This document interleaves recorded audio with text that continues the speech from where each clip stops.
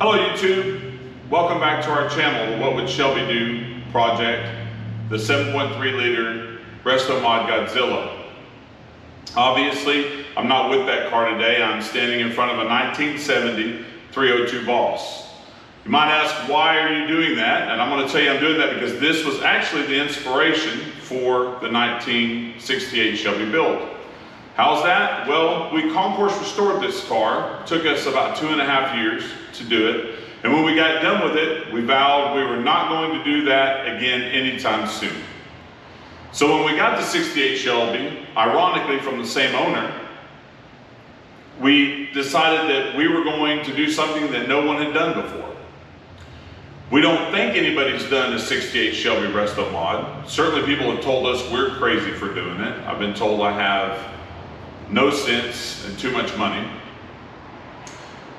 But we wanted to do something that somebody had not done. So we decided we were going to do a Restomod on a Shelby. And if you're going to do that, what better way to do that than with a 7.3 liter Godzilla, because we think that Shelby would love that pushrod motor and he would have used it had it been available to him in 1968. So today I'm going to give you a little bit of an overview of this car. It's actually going to go to the 60th anniversary Mustang car meet in Birmingham, Alabama at the first part of April and be judged there. We'll talk a little bit also about how we acquired these cars. It's an interesting story. And then we're going to take you over to Ferguson Fabs, where the car is currently, and where they're doing the headers, the custom headers for it, a custom exhaust, and a custom intake. And you'll see a little bit of the conversation mostly around that intake and what we're trying to do there and using the air from that Mustang Shelby hood, but also some of the complications in trying to fit a Shelby with a 7.3 Godzilla and keeping the shock towers. And that was our main goal. For some reason we felt it was important to keep the shock tower for purists. If you ever wanted to return the car back to what it was, which we highly doubt it will ever be done, in case someone did want to do that, the shock towers will still be there, along with the structural parts of the car. We haven't changed any of that. Everything we've done to that Shelby can be undone. But today we're going to talk a little bit about this Boss, and then we're going to head over to Ferguson Fabs. So thanks for joining us. Please like our videos and subscribe and follow. And we hope you enjoyed these builds. And we're going to show you a little bit of the shop today too, that we've just moved into. And that's the other reason we haven't been shooting videos as frequently, is because we've moved into a new shop over the last 3 months and we're in the process of getting it set up and restored a little bit. It's got some history. It's from the 1940s. The room I'm in right now, you can see the red, white, blue stripes.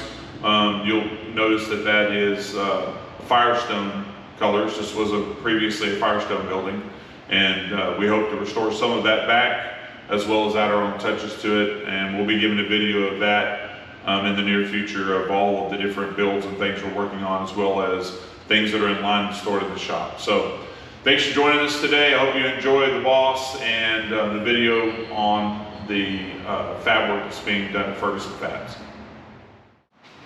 So we're going to start out looking under the hood, but I thought before we looked at the car, I thought I'd tell you a little bit of interesting history about this car. I bought this car and the Shelby from the same estate. I bought the Shelby a little bit later. I actually bought 2 Bosses at the same time that I bought this car, restored one and sold the other one. The gentleman that owned this car, and I won't mention his name because I haven't talked to the family, actually disappeared in a plane crash. And his cars were being sold off as part of the estate, and his best friend acquired all 3 of them. I purchased this one first and restored it, and found out about the Shelby afterwards and convinced him to sell the Shelby to me. He originally planned on restoring it. The third car was in the process of restoration too, and after I bought it, I just decided that I wasn't going to do a second Boss, and sold that to a gentleman in Oklahoma who I hope restores it fully. But let's start out and let's look underneath the hood. These cars actually came with 3 motors when I bought them, when I purchased them. I went out and sourced a fourth motor because I wanted one that was not only period correct, which 2 of the other 3 were, but date coded correctly. So I found a motor that was actually date coded late November for this car. The heads are date coded correctly. Interestingly enough, only one of the exhaust manifolds is date coded correctly.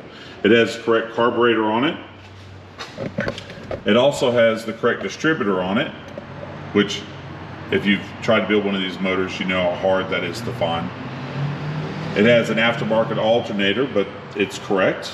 An aftermarket battery that looks correct. It has an aftermarket water pump, because of course all these things are hard to find now. It has the correct fuel pump, a Carter fuel pump. The correct stampings and everything on the motor, and we tagged everything correctly. You'll notice it has the correct phosphate and oil finish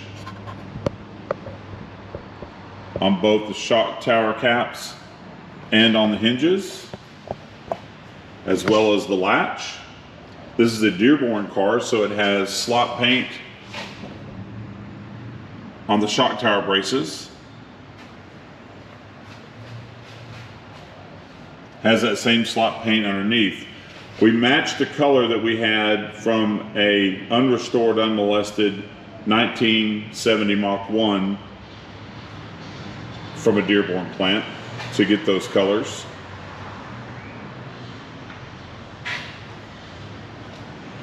There, I'll go back off and just look at the car, grab her blue.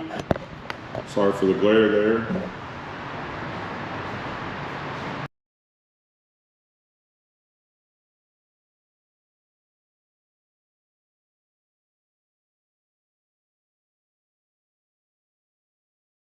Those are the correct dog dish hubcaps and beauty rings. That one needs some restoration before the end of this month. The black stripes and some of those have worn off.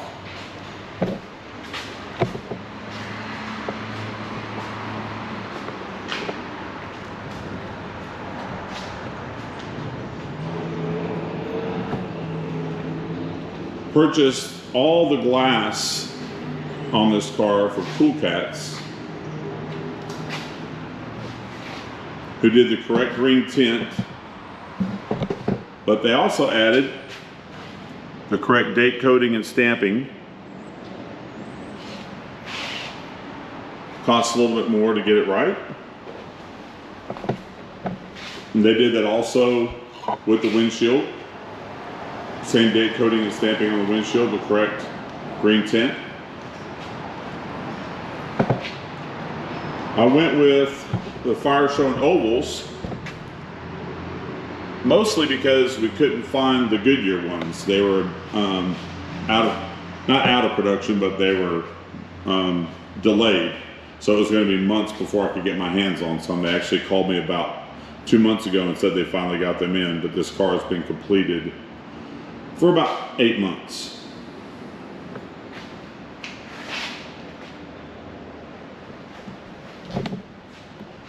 So that's the exterior. On the interior, I'm still looking for the correct Hurst shift knob. That one looks correct from here, but it's not. Steering wheel I had restored. We'll go on the other side and show you in a little more detail here in a second. Seats all recovered, new carpet. Everything's been redone in this car. We're actually able to find a functioning AM radio. Correct one. All the correct knobs.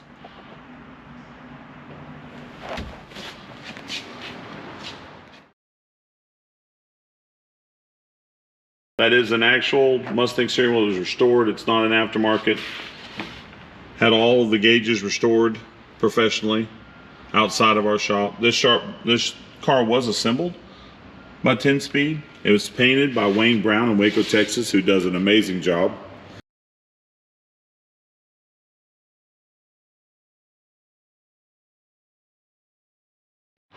We sourced as many original parts for this car as we could.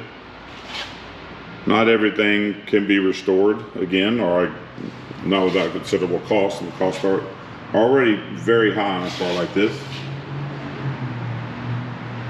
But it's probably as close as it's ever been to the day it rolled off the assembly line as it ever will be again in its life.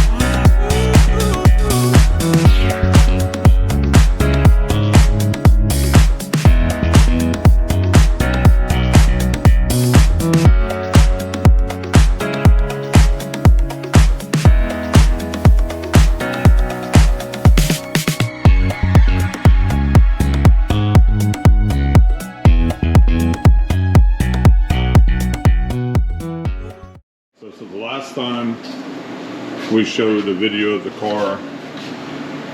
We've got the master cylinder. And we got the Wheelwood master cylinder, the clutch master from Modern Driveline. This kit comes in kit form. It just bolts in pretty easily. And then we got the steering connections. We got that through Speedway, or was it LMR? I think it's LMR. I think we had to, yeah. So we ordered the rack adapter to LMR, and right. This the other two pieces were Speedway. Right. And then over here, y'all ran the heater lines. And it's interesting the way that we did that is we actually went through the shock tower to hide those lines. I don't know if I can see these from the underside or not.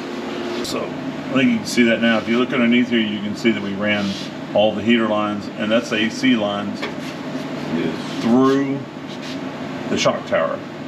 So once we put the cover on there, that'll all be hidden completely. And so that way it didn't run in the engine bay at all. Keeps all that clear. More header room. And it left us some header room with the minimal amount we had to start with. You can see the headers on the passenger side, tucked up in there. And all that work is done by Steve Ferguson, Ferguson Fabs.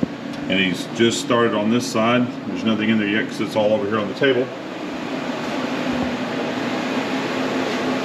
Say hi, Steve. Howdy. Hi, YouTube world. Yeah. You can see he has to build these piece by piece by piece. Yes, sir. And it's time consuming. All the little pieces laying out there. These are the ones that are going? Yeah, all the U-bands and the V-bands, everything comes from sandwich motors, but I bought some extra ones for these Type Radius 90 just to make sure we had them. But that's basically all yours from here all the way up. So he's also going to build the exhaust for this car, and then he's going to build the intake too, right? The intake tubes for it. Yeah, I thought I bought enough material to do both headers, but that's all that's left after one header. A lot of bends, a lot of curves, A lot of tight cuts. a lot of tight cuts, but all in all, it wasn't too bad. And Steve does great work. If y'all want to know how to get in touch with him, just get in touch with us and we'll let you know. Yeah, appreciate that. Car's parked right here. Keeping it straight.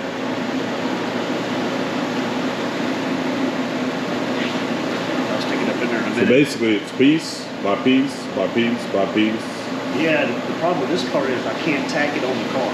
Yeah. So I get it up in there and I mark it, take everything back out, tag it, everything back in, make sure it's good, and go to the next one. So it's a lot of in and out. Even if you pull the tire off the car, you can't see anything. It's all encapsulated. Yeah. Yeah. Shock tower. That's probably the biggest challenge is just in and out, in and out. But it's coming together pretty good, honestly. It's a slow process.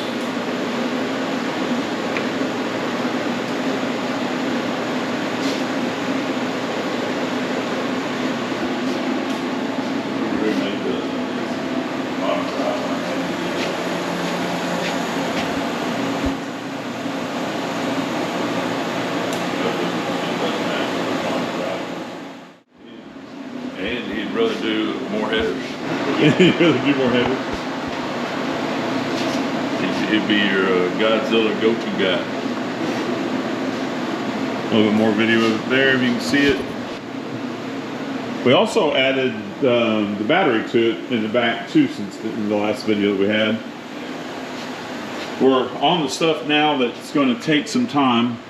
The interior's being done right now. It'll all be leather.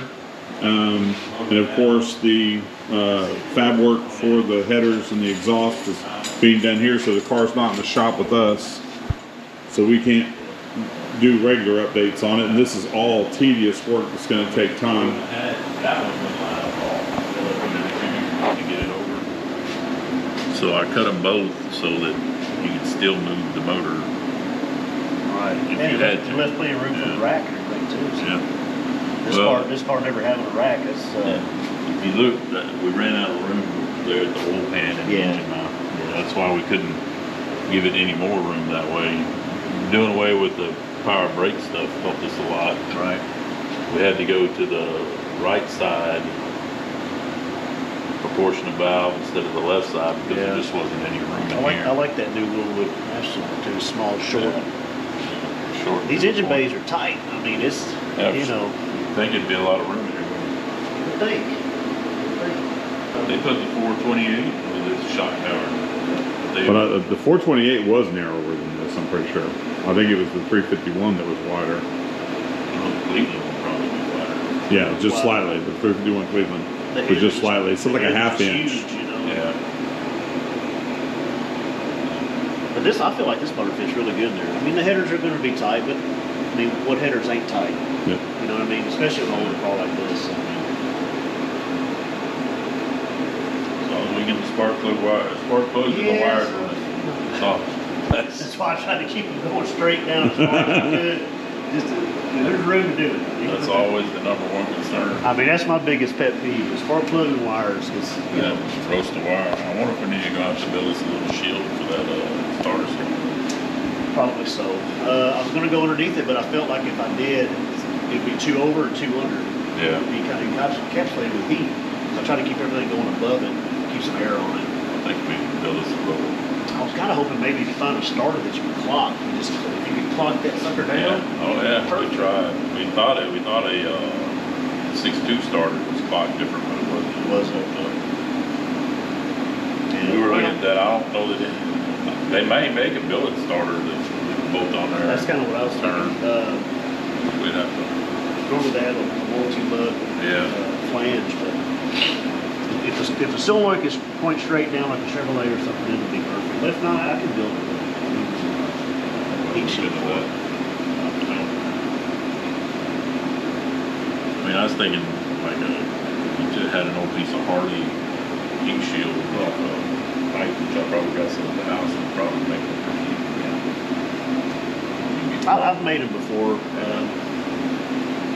We just put a piece of stainless is all you really have to do. Right. Put your couple tabs on it. Oh, it may not be necessary, but on the other hand, That's worth not. my thought process was just keeping the air on. Yeah. You know what I'm saying? Keeping the heat above it and the air below it. Yeah, with the vents in the hood, pulling the air out. And as well. so that's going to help us. Maybe there's nothing here. Like there's only air coming in just in a small area. But you know, when we do the intake too, we have to think about how we're going to use air to help. Yeah, it's gonna have to be. This is just so much structure, right? No. That would really. I mean, here you could actually go out here if we. You just had to. I mean, if you just have to. I was actually thinking about coming around, trying to catch some of this, but That'd be cool. it may not look as good just because there'd be a lot of it there, but it would definitely be functional with those. Yeah. I mean, at least it would be getting the air pulled out. Would at least be it'd be getting fresh air from the car. But you know, there's not a lot. They're not really sealed up. It's true, yeah, because the hood is all the way up. Yeah. That's too bad you couldn't find a way to incorporate that. To incorporate the air in from there. Yeah. Yeah, we thought about that. Hello. I don't know. I mean, we got tons of room. And we put clay on here. And we had the an inch. inch and a half above this. Oh, really? Yeah. Clay. Because this is raised right Oh, here. yeah, kind of. Yeah. Could we make a tray that was right here? So set above and pulled air from the That maybe took like ram air. like 2 rectangular filters. That'd be real interesting. Yeah, You know, might be able to. what we could do is we could go to the auto parts store and see what filters we could find And build it off the building. that may fit. Yeah. You know, like the ones that they had on the Camaros in 2002 that set up there and pulled air from Ram there. air cars, yeah. And Firebirds. Yeah. even if it was just open element, it would still be better than Pulling hot air. pulling the hot air. If you pull in that air right there, that's going to be above in front of the radiator, above the radiator. And you could come off of here. Dead hole down there. Yeah. I mean, there's nothing else to go in the front of this car. Everything that's on the front of it is there. What's crazy is the original intake turns up. It Yeah. probably would have worked better. The original intake was dang near 90 degrees. Yeah. Now we could look at that idea, maybe make some stuff out of cardboard and then bend it up. Are you gonna do it out of aluminum? I mean, I have some pieces we could use. I feel like it'll work. Oh yeah. That'd be really cool if we could pull it off. Anything can be pulled off. Time and money. Well, it'd make those functional. That'd be huge. That would think. Well, I mean, even at that, you could still build a piece coming off here because you wouldn't be going to the top of the hood. You could still screw here and here through this lip and build you some kick down so it will force the air onto the cylinder or something. Yeah, you just have to have something here that's sealed on top of. Yeah. So it comes down and seals on top of that. You could, I mean, even if worse comes to worse, for the backside we could panel bond and Just give it some direction. give it some direction. You know, go ahead and build it where it slipped up in there. I mean, maybe do it out of fiberglass. Well, wouldn't you just build it almost Well, like you a build- tray right here? Yeah, you'd have a tray right here. And it's the hood would then shut down on it. Yeah, but we'd And want seal it. You would want something to, yeah. Basically, you'd want to seal it off to your intake, and that would actually force the air not going down all the way. Light before I break the light. We're just going to get down where we can look at all.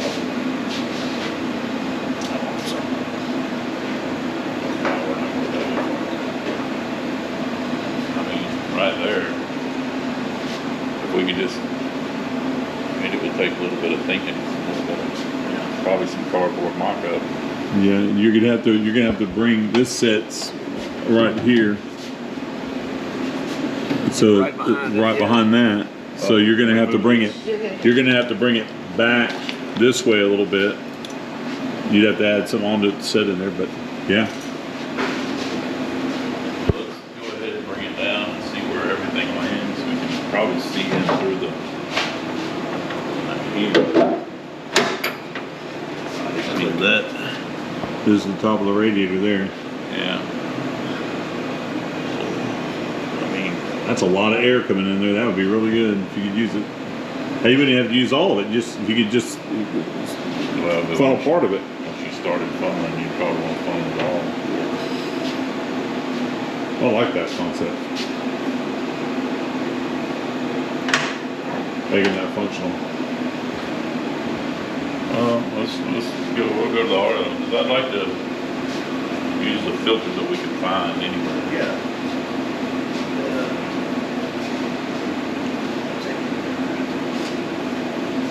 Get a basic rough idea of what size you can. You're probably gonna stay inside of that.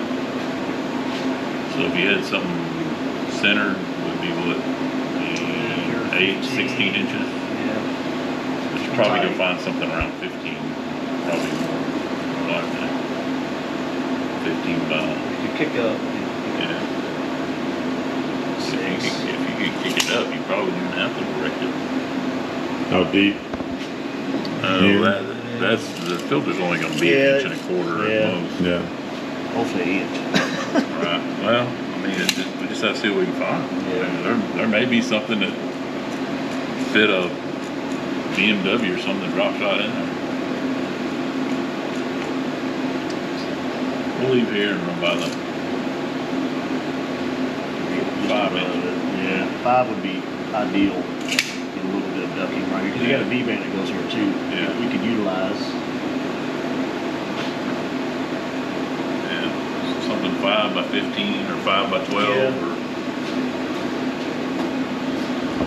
So next task is to see if we can build a cold air intake that uses the factory hood for ram air.